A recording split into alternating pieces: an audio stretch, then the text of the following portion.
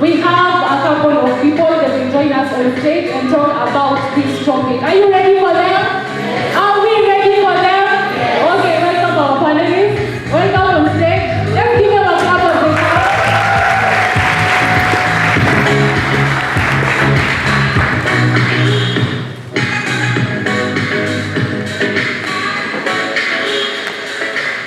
Okay, so karibuni sana our panelists. Maybe before we start the ball rolling, kindly introduce yourself, your name and what you do. Asante sana ndugu mtangazaji. Hello. Kwa majina naitwa Santos Dosiliaso, I am a theologian. Good afternoon. My name is Emily and I am a psychiatrist. Hello, I'm Chidima Ikile and I work with the Nollywood as a chief counselor. Good morning everyone, I'm Nisha Kogiero, I work as a Tribal Baptist consult. Hi everyone, my name is Sarah, I'm a psychologist. Hello everyone, my name is Stella Barasa and I'm a data scientist. Okay, so I hope to Miwajua. We have various professionals here and we want them to dig deep into the topic addiction. So first maybe we can start from what is addiction? What is the indulgence of man in sin related to addiction? Maybe Madam Sele can take that. Thank you very much our host and Mara TV for this opportunity.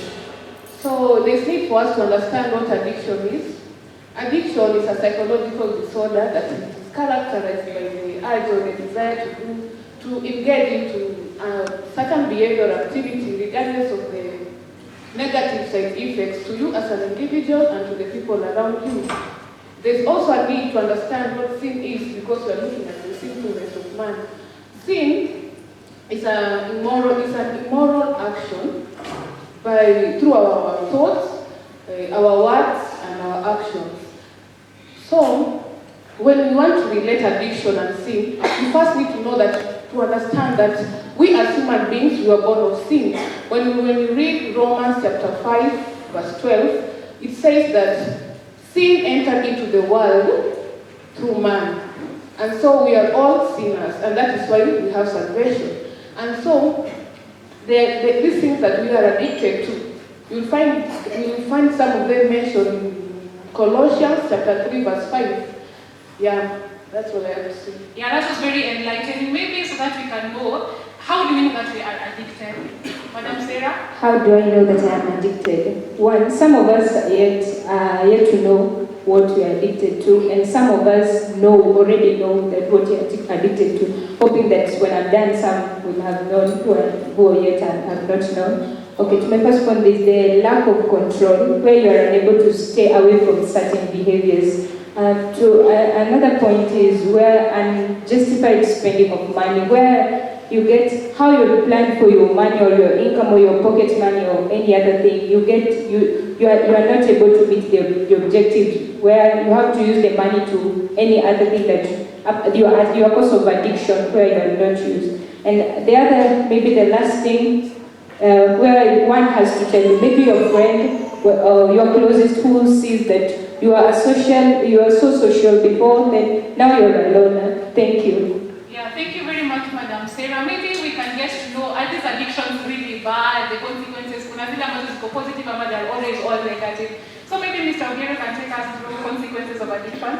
Yes, thank you so much. The consequences of addiction. Yes, we've agreed that these addictions are bad. And firstly, they lead to death, whereby you find that you can either die spiritually or physically. You find that you spend a lot of your time in these things that you are addicted to. So this means that you are not going to have enough time to spend with God, and hence your spiritual capacity comes down and you are likely to die spiritually. You can also die physically.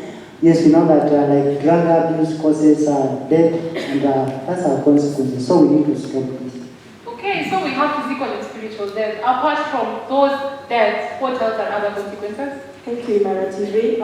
Additional point on the consequences, we have breaking up of relationships. And here we find that most of the typical addicts, they tend to spend most of their time with those to whom they share the same addictions at the expense of the other relationships, maybe families or friends. And with this, you find that the bond is weakened and relationships are broken. And there's also the consequence of God can give us up to the desires of our hearts. We find in the book of Romans chapter 1 verse 24, when Paul was writing to the church in Rome, after them being warned of their sins but they continue sinning, it came to a point that he told them that God will give them up to the desires of their hearts, and this is not good to us as Christians.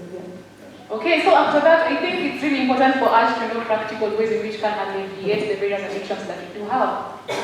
Thank you so much.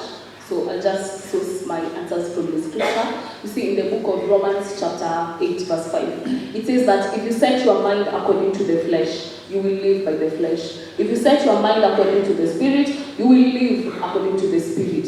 So, and the Bible tells us that those who are living in the flesh cannot please God. The book of Galatians chapter 5 verse 16, it tells us on how we can live by the Spirit, so that we can know how we can please God. Again, the Bible tells us that we need to submit ourselves to God. We need, when we submit ourselves to God, we will resist the devil and he will flee from us. We need to draw near to Christ and he will draw near to us. So, yeah, thank you. Okay, so some of us, when you talk about addictions, Mr. Santos, we lay prostrate in these addictions. Is there really a hope for us? I think addictions spring up from a state of human limitation. And therefore, we are vulnerable to these things that we are doing. So the first thing is accepting that we have no control over these addictions. And the other thing is, we know is that we are supposed to accept that we need a higher being, a person who can rescue us and salvage us from this situation. And therefore, in our case, we need Jesus Christ, because He's the only one who died on the cross and overcame everything that we have no control over. And just to echo a word from the book of John chapter 16 from verse 25 to 33, and just to emphasize on verse 33 where Jesus is telling His disciples that they should have peace because He overcame the world, and therefore they are at tribulation. So we should accept that Jesus is the only one who is able to help us to overcome addictions. And also in 1 John chapter 5 from verse 4 to 5, the Bible also talks about that the victory of Jesus is also our victory. So in having the hope for overcoming addictions in our state of hopelessness, we should understand that because Christ Himself overcame, we can also overcome this addiction. So the question to that, the answer to that question is that yes, in our state of hopelessness, we have a hope that we can overcome addiction. Thank you very much. Indeed, Christ is our hope. Thank you very much, our panelists, for enabling us to understand addiction deeply, especially according to the scriptures. So if you want us to cover another topic, for example, someone was asking me if we can talk about secularism, about secular music, is it good, is it bad, is it an addiction in the first place? So yeah, text me through our SMS line 11144 or at Twitter, Imara Talk TV show. Sawa.